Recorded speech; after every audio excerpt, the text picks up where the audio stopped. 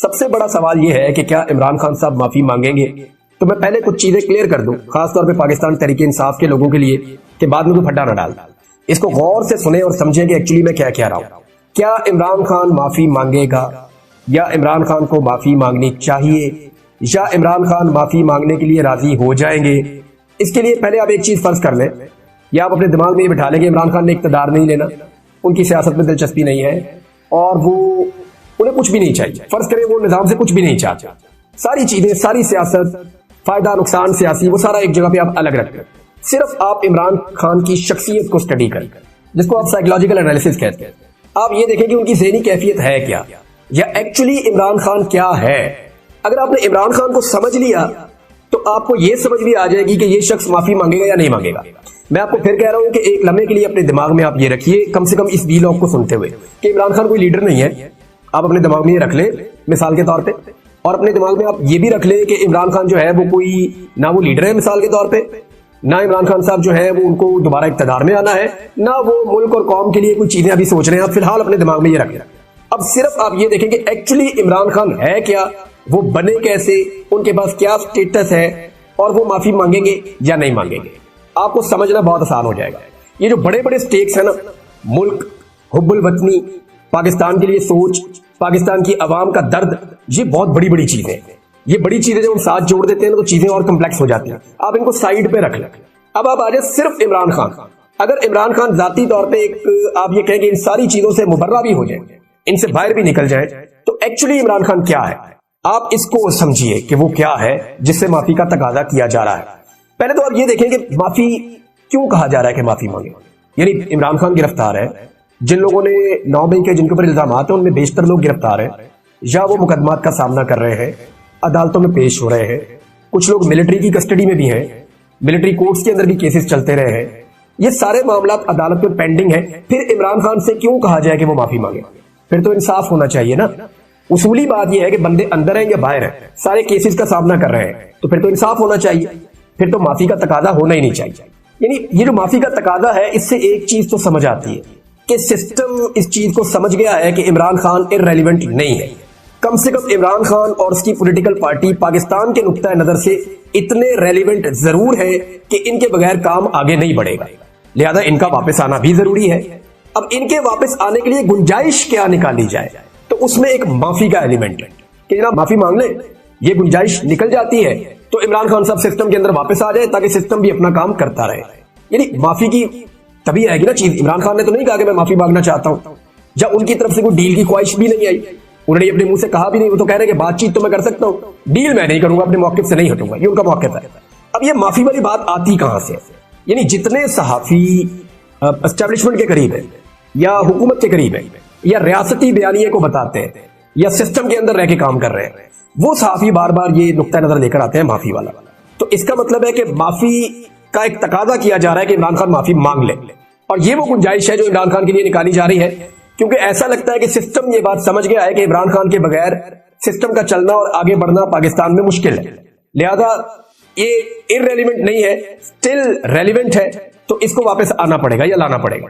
तो उसके लिए गुंजाइश निकाली जाए। तो आज तो ये बात आ रही है माफी, हो सकता है मुस्तकबिल में कुछ और हो, या हो सकता है पाकिस्तान के हालात कुछ ऐसे हो ये माफी इमरान खान को मांगनी ना पड़े। ये सारी चीजें अभी छोड़ दें। इमरान खान की जो शख्सियत है वो क्या है, जरा इसका एनालिसिस कर लेते हैं। देखिए खबरें बहुत सारी हैं, वो बाकी लोग आपको वीलॉग में बता देंगे, खबरें आपको मिल जाएगी। मैं आपको बताऊंगा कि एक्चुअली इमरान खान क्या है और माफी मांगेगा या नहीं मांगेगा। सिस्टम चाह रहा है कि इमरान खान माफी मांगे, क्योंकि सिस्टम चाह रहा है कि इमरान खान सिस्टम में वापस आए। माफी मांगेगा तो वापस आएगा ना। इमरान खान ने तो कोई इस पे बात ही नहीं की, सिस्टम ये बात कर रहा है कि माफी मांगे और सिस्टम में वापस आए। इसका मतलब है कि इमरान खान इररेलेवेंट नहीं हुआ अभी तक। 22 साल इस आदमी ने सियासत के उतार चढ़ाव देखे, जेल में गया, मार भी खाई, मफरूर भी रहा, कभी इधर भागता रहा, कभी उधर भागता रहा, पूरे पाकिस्तान के लगातार दौरे करता रहा। बड़ी बड़ी यूनिवर्सिटी का ये शख्स चांसलर भी रहा है। ये सिर्फ कमेंट्री करता तो दुनिया भर से पैसा कमा लेता है। सबसे ज्यादा डिमांड इस आदमी की है आज भी। कोई वर्ल्ड कप आप करवा लें और वहां पे आप बोली करवा लें कि सबसे महंगा कमेंट्रेटर कौन होगा, तो इमरान खान से महंगा कोई नहीं हो सकता। ये सब जानते हैं। जो स्टेटस उसका है वो किसी को नहीं मिला क्रिकेट की दुनिया में। तो यानी इंडिया में इमरान खान साहब की इतनी फॉलोइंग है कि उस दौर में यानी बहुत सारे लोग ये बताते हैं कि कपिल देव से ज्यादा इंडिया में इमरान खान मकबूल था। ऑस्ट्रेलिया में उनके क्रिकेटर से ज्यादा और इंग्लैंड में उनके क्रिकेटर से ज्यादा इमरान खान की मकबूलियत थी। ये इतना तगड़ा आदमी था अपनी फील्ड का, हीरो। हीरो आगे बढ़ता चला जा रहा है, 21 साल का करियर वहां पे हीरो। उसके बाद 5-6 साल लग गए सियासत में आने में, अस्पताल बनाया, यूनिवर्सिटी बनाई, फिर हीरो, और अब सियासत के अंदर आ गया। सियासत के अंदर इमरान खान टाइम गुजारते गुजारते लगातार 22 साल की मेहनत के बाद वजीर आजम पाकिस्तान बन गए। अब वजीर आजम पाकिस्तान बनने के बाद इमरान खान ने वो काम करने शुरू किए जिनसे वो लोगों की नजरों में हीरो बन सके। गौर कीजिएगा, मैं अभी पब्लिक की अच्छाई की बात नहीं कर रहा, मैं पब्लिक की खिदमत की बात नहीं कर रहा, मैं वो सारी चीजें, हुब्बुल वतनी, लोगों का दर्द, वो चीजें मैं कह ही नहीं रहा। वो बहुत बड़ी बड़ी चीजें, मैं तो सिर्फ इमरान खान की नॉर्मली साइकोलॉजिकल एनालिसिस एक ऐसे शख्स का करना हो तो मैं वो आपके सामने रख रहा हूं।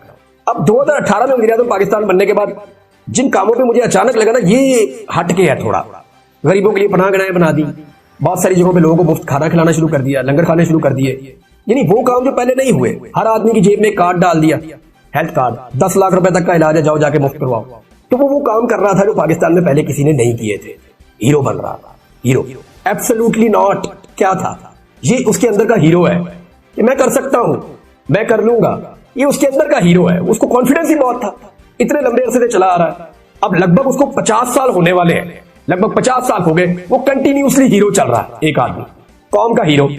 एस्टेब्लिशमेंट के लिए बड़े सीरियस चैलेंजेस हैं इससे, और उनको ये समझना पड़ेगा कि इमरान खान की जिद के अंदर, यानी आसिम मुनीर साहब को जिद है ना, मैंने इमरान खान को नहीं छोड़ना, क्योंकि वो आ जाएगा तो मुझे नहीं छोड़ेगा, उनको ये डर लगता है। अब आसिम मुनीर साहब का खौफ, उनकी अना और उनकी जिद, इन चीजों ने पाकिस्तान का बेड़ा गर्क करके रख दिया। एक आदमी की जिद है कि मैंने, सारी फौज जानती है, एक फौजी जानता है, एक जवान जानता है कि इमरान खान बेगुनाह है, एक फौजी जवान ये बात जानता है कि इमरान खान बेगुनाह है, साइफर कोई जुर्म नहीं था, अपनी बीवी से शादी करना, इज्जत वाला केस, वो कोई जुर्म नहीं था, ये तोशा खाना देखो, तोहफा खरीद लेना, ये कोई जुर्म नहीं था, सारे ही खरीदते हैं, ये जर्नैल भी खरीदते हैं, ये सियासतदान भी खरीदते हैं, सबके पास होता है, इमरान खान की बीवी ने भी खरीद लिया, ये कोई जुर्म नहीं था। ये सारे फौजी जानते हैं, मेरा एक एक जवान, चाहे वो बॉर्डर में खड़ा हुआ है, चाहे वो इस्लामाबाद में है, चाहे वो GHQ में है, चाहे वो किसी भी ड्यूटी पे है, चाहे वो किसी बैरक के अंदर है, मेरा एक एक जवान पाकिस्तान का फौजी ये जानता है कि इमरान खान बेगुनाह है। उसके बाद बहुत भूचाल मचा रहा पूरे पाकिस्तान में, हर तरफ रोला पड़ा हुआ था इस प्रेस कॉन्फ्रेंस का।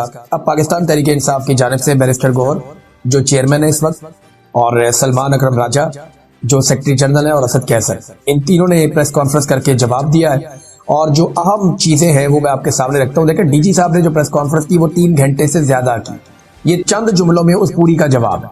नंबर 1, इन्होंने कहा जी दहशतगर्दों और दहशतगर्दी के पाकिस्तान तहरीके इंसाफ खिलाफ है।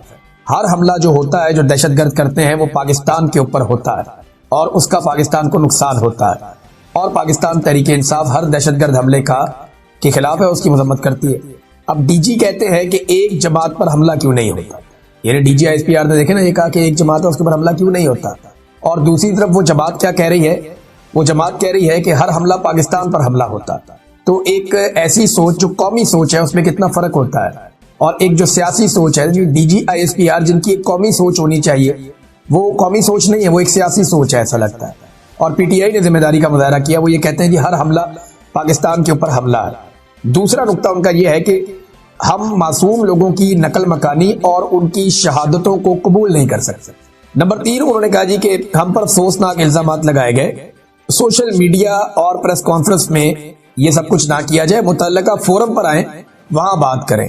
हम उम्मीद करते हैं कि आइंदा ऐसी प्रेस कॉन्फ्रेंस नहीं होगी और ना हमें इसका जवाब देना पड़ेगा। ये बड़ी सेन अप्रोच है, डीजी ISPR का बनता नहीं है कि पॉलिटिकल प्रेस कॉन्फ्रेंस करे आके, अगर कोई चीज ऐसी है तो मुतल्लिका फोरम है, वहां पे आके आप डिस्कस कर लें। नंबर 4, उन्होंने कहा जी 21 जमातों का एलामिया था, पाकिस्तान तहरीके इंसाफ अकेली ये नहीं कहती कि आपका तरीकाकार गलत है, ये 21 सियासी जमातों का एलामिया था, और वो जो 21 जमातें हैं उनका एलामिया बाकायदा असद कैसर ने सहाफियों के हवाले भी कर दिया। उन्होंने कहा जी अमन जरगा में तमाम फरीकैन को हमने दावत दी और वहां इत्तफाक किया गया कि दहशतगर्दी के खिलाफ मौजूदा पॉलिसी जो एस्टेब्लिशमेंट की है, जो बंद कमरों में बन रही है, वो पॉलिसी गलत है। नंबर 5, एक और बड़ी इंपॉर्टेंट उन्होंने बात की, उन्होंने कहा जी दहशतगर्दी समेत किसी भी मामले पर मुज़ाकरात में इमरान खान को बाहर नहीं रखा जा सकता। लेकिन इमरान खान के बदतरीन मुखालिफिन है। अगर आसिम मुनीर साहब से भी आप पूछेंगे कि पाकिस्तान में सबसे ज्यादा मकबूल कौन है या अवाम सबसे ज्यादा बात किसकी सुनती है, तो आसिम मुनीर साहब कभी भूल कर भी अपना नाम नहीं ले सकते। वो यही कहेंगे कि इमरान खान ऐसा आदमी है जिसकी पूरा पाकिस्तान बात सुनता है। फिर एक और बात उन्होंने कही, उन्होंने कहा कि पाकिस्तान तहरीके इंसाफ या इमरान खान वो वाहिद जमात है जो इस वक्त अवाम और इदारों के बीच में जो खलीज मौजूद है उसको पुर करने के लिए किरदार अदा कर सकते हैं। वरना ये खलीज कम नहीं होगी, लोग और मजीद नफरत करते जाएंगे। उस सियासत की वजह से होती है। जनरल बाजवा ने अपनी रिटायरमेंट से चंद दिन पहले ये कहा था कि पाकिस्तान की फौज से पाकिस्तानी लोग प्यार नहीं करते। इस किस्म का एक उन्होंने गिला किया था, अल्फाज शायद मेरे आगे पीछे हो जाए। तो उन्होंने कहा उसकी वजह यह है कि हमने बहुत ज्यादा सियासत में मुदाखलत की है। तो ये वाला गंद तो जनरल बाजवा ने खुद भी मारा था, अभी भी मारा जा रहा है। अच्छा जी, एक और उन्होंने जो गिला किया, उन्होंने कहा जी मरकजी हुकूमत खैबर पख्तूनख्वा के फंड्स फराम नहीं कर रही और खैबर पख्तूनख्वा का पैसा रोक कर बैठे, जिसकी वजह से अवाम की तरक्की पर पैसा नहीं लगाया जा सक रहा। क्योंकि एक और नुक्ते में उन्होंने कहा कि ये DGISPR ने कहा कि दहशतगर्द पैसों के गुलाम है। कुछ $400 दे तो इधर बंदा मार देते हैं, $600 दे तो उधर बंदा मार देते हैं। तो अगर ये बात ठीक है तो इसका सादा सादा मतलब ये है कि वहां बेरोजगारी है, बेरोजगारी खत्म की जाए, गुर्बत है, गुर्बत खत्म की जाए, ताकि लोग दहशतगर्दों के साथी बनने की बजाय अमन व अमान की जिंदगी को तरजीह दें। ये जनाब एक प्रेस कॉन्फ्रेंस थी और बड़ा तफसीली उन्होंने सारी चीजें सामने रखी। मेरे ख्याल में DGISPR को ना सियासी प्रेस कॉन्फ्रेंस करने से तौबा करनी चाहिए। इससे बयानिया नहीं बनता, उल्टा नुकसान हो जाता। और देखे ना, ये DGISPR तो चला जाएगा। अब अहमद शरीफ है आज DGISPR, कल इनके वालिद फौज में हो सकते थे, परसों कोई और था, उससे पहले कोई और था, उससे पहले कोई और था, सारे चले गए। अब जनरल बाजवा जो गंद मार के गया है वो फौज की तारीख का हिस्सा बन गया। जनरल मुशर्रफ ने जो बेशर्मी की है वो फौज की तारीख का हिस्सा बन गई। ये है नाज़रीन सूरत-ए-हाल। अब ऐसे में हुकूमत कहती है कि वो मुज़ाकरात करेगी। आपको लगता है कि ये कोई सेन अप्रोच है कि एक तरफ आप मार कुटाई कर रहे हैं, दूसरी तरफ आप करें मुज़ाकरात होंगे? देखिए, इन्हें मुज़ाकरात में कोई संजीदगी नहीं है और इन्होंने मुज़ाकरात नहीं करने, इन्होंने अपना टाइम पूरा करना है। और टाइम पूरा करने के लिए मार कुटाई भी करेंगे, जुल्म भी करेंगे, जबर भी करेंगे। ये 5 साल इन्होंने किसी तरह गुजारना है और फिर इन्होंने अवाम के रद्द-ए-अमल को रोक कर रखना है। अगर अवाम ने इनसे छुटकारा हासिल करना है तो उसे निकलना पड़ेगा और जब अवाम निकल जाएगी तो वो इनका आखिरी दिन होगा। ये बात तो क्रिस्टल क्लियर है, क्योंकि इनके पास इखलाकी जवाब कोई नहीं है। आलमी सतह पर भी, पाकिस्तान के अंदर भी सब लोग ये जानते हैं कि इनके पास इस हुकूमत को जारी रखने का कोई इखलाकी और कानूनी और आईनी जवाब नहीं है। जिस दिन लोग निकलेंगे इनके साथ कोई खड़ा नहीं होगा। अब नाज़रीन, इसमें एक चीज आप और देखें कि कराची में पाकिस्तान तहरीक-ए-इंसाफ को कहा जाता है कि आपको मुकम्मल सहूलत फराहम की जाएगी। मैंने 2 दिन पहले कहा कि फिर PTI को जलसा भी करना चाहिए। अब PTI ने जिना बाग में जलसे के लिए जो है वो दरखास्त दी, मगर जलसा करने से सिंध हुकूमत ने मना कर दिया और वजह जो बताई गई वो सिक्योरिटी खदशात है। एक तरफ DGISPR कहते हैं कि पाकिस्तान तहरीक-ए-इंसाफ पर दहशतगर्द हमला क्यों नहीं करते, दूसरी तरफ सिंध की हुकूमत कहती है कि जनाब सिक्योरिटी का खदशा है, लिहाजा हम आपको जलसा करने की इजाजत नहीं देते। यार एक तरफ खड़े हो जाए ना, या तो DGISPR झूठ बोल रहे हैं या फिर सिंध हुकूमत झूठ बोल रही है। अगर तो DGISPR सच बोल रहे हैं कि PTI के ऊपर हमला नहीं हो सकता दहशतगर्दों का, तो फिर तो उन्हें जलसा करने की इजाजत देनी चाहिए। और अगर नहीं देनी तो फिर सिक्योरिटी को आप रीजन ना बनाए, आप कोई और वजह बता दें।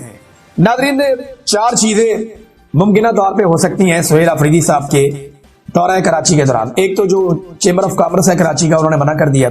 ब्रिगेडियर साहब उन्होंने लिख के दे दिया, जनाब नागुज़ीर वजूहात हैं, हम आपको दावत हमने दी थी लेकिन अब हम पीछे हट गए। तो